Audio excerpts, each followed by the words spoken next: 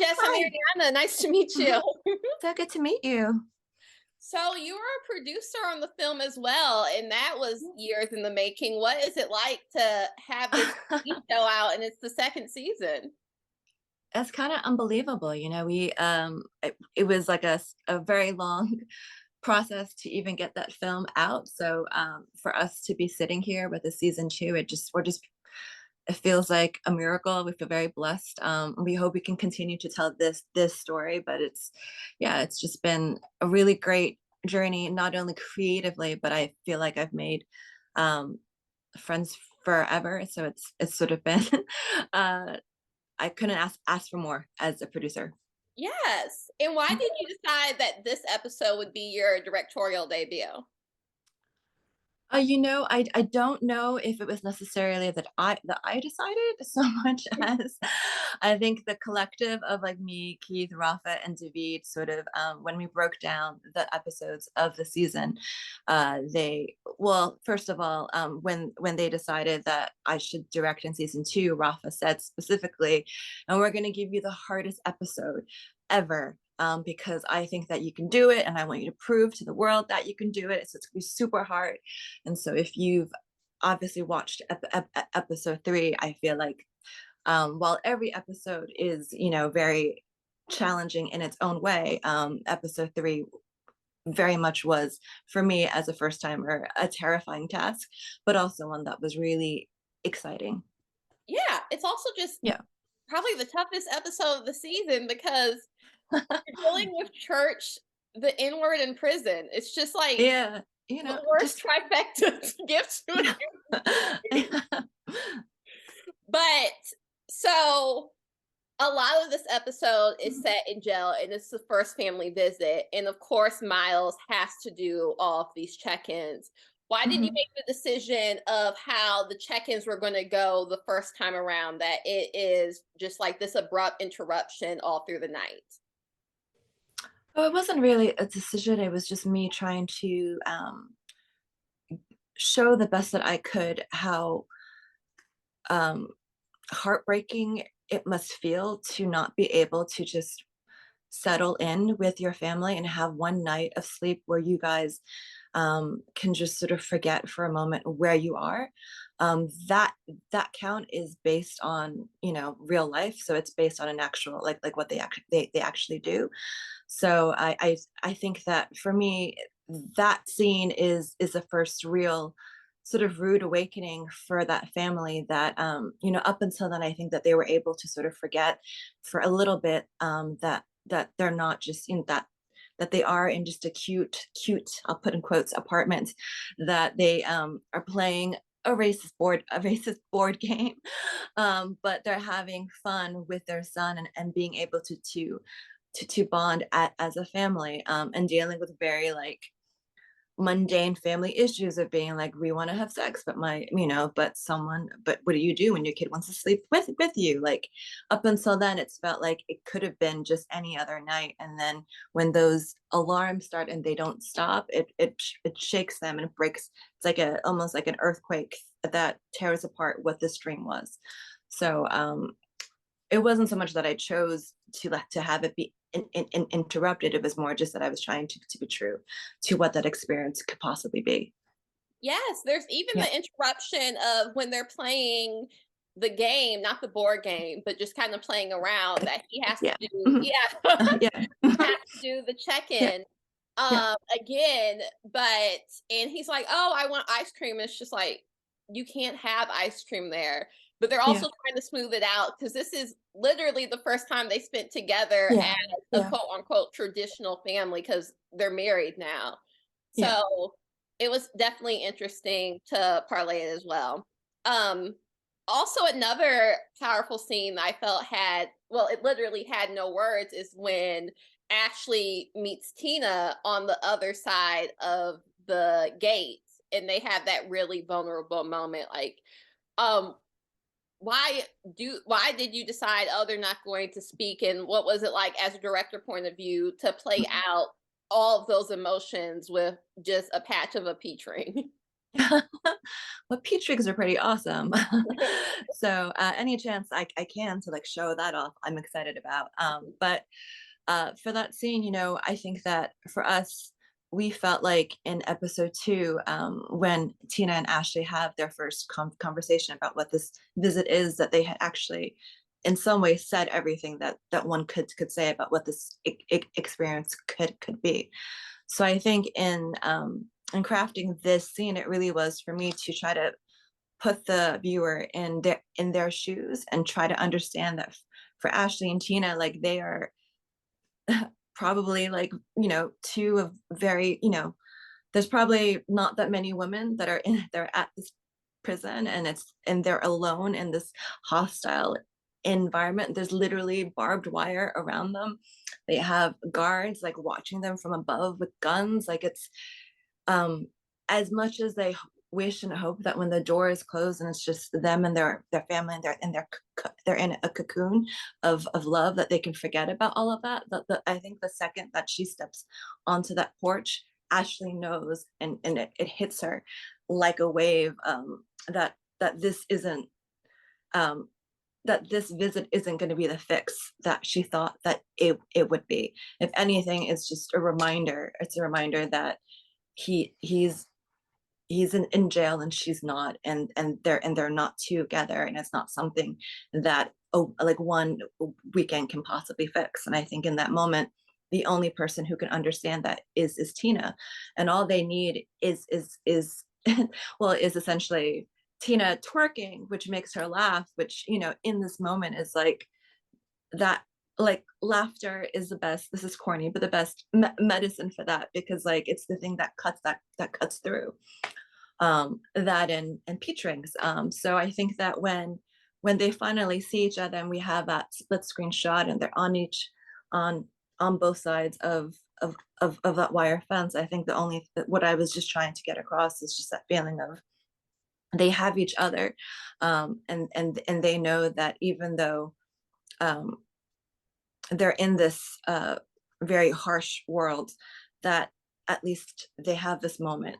But as all these emotions like sort of wash over them, they also know that they have to go back into that cabin and kind of put on a face, right, for their loved ones, and pretend that like this moment of awakening, of knowing that what's inside is kind of a little bit of a dream, and might not be real, but for their loved ones, they're going to put on a face and pretend for another day.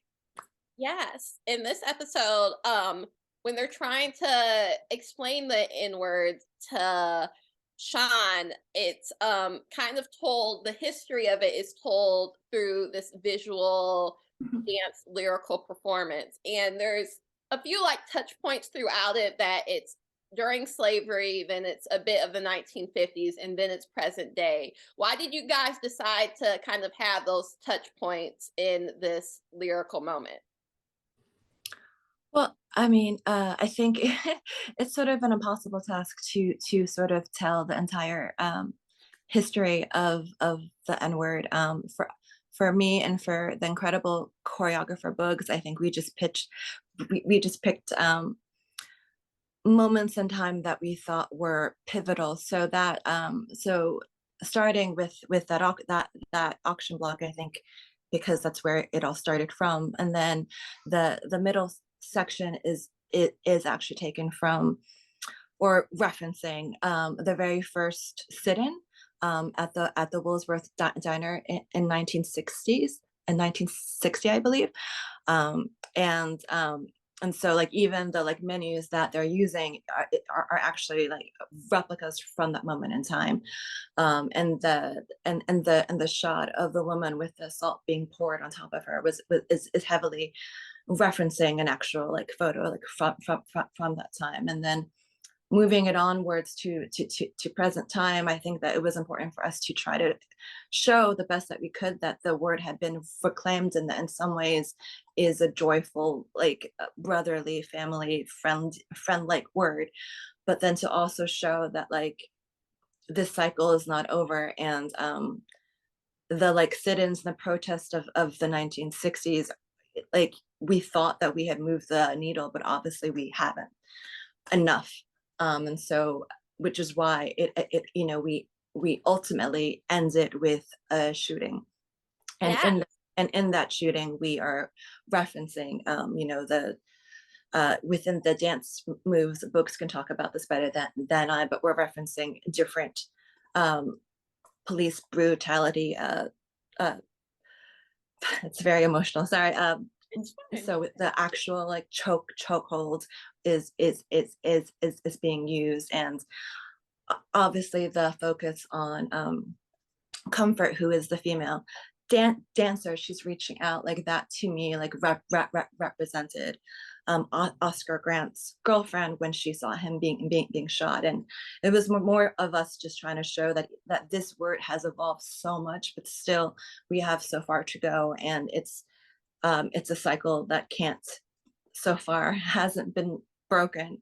And then obviously I'm trying to tell it like it's inside a 7-year-old's mind. So the entire time it really is just being sort of like an a sensory overload for him. And that was what we were trying to get across. So yes, like I understand your point of view of obviously like, were there other moments of time that we could have jumped in? Maybe, but those are the ones that we thought like, if you were to do a children's book ex- exploration of the N word, that maybe these were the moments that you might stop and talk about. Yeah. Obviously, it was a very emotional scene to view and also to direct, but how was it like to handle that with the actors and also a child actor who he himself might have not had this conversation before or Mhm. not really understand it? Well, I mean, I have to just give so much credit to Atticus's moms. I think that they were there every single second that we were shooting this. I also just want to say that Atticus, actually, because he's a child, we had very limited time to shoot him, so he Mm, actually never saw what this dance was. This All his performance is him just being the incredible actor that he is, being under like being able to like hear just like moments of references that I might be whispering, or hearing the like score that we're playing, or just you know conversations that he had with his moms about what this might be. And he was able to take that all in and give, I think, an incredible emotional performance while being dragged on a bed with wind like through his like hair and lights flashing in his eyes. And so it's just the choreography of all of it all together was incredible, and a very, a lot to wrangle, but his performance, I think, is just what pulls it all together. And so much of that credit has to go to just him being able to deliver when it's an impossible scene kind of to imagine. yes, yes, yes. We also get a really powerful scene with Helen Hunt, who you just casually direct for your directorial debut. um, Yes. when she Mhm. is praying, what was the decision to kind of zoom in on her and make it completely silent, except her talking? Yeah, well, we thought that first of all, it was an incredible honor to work with her. It was she's such an amazing actor. I'm sure that like she didn't really need anything from me to deliver what she did.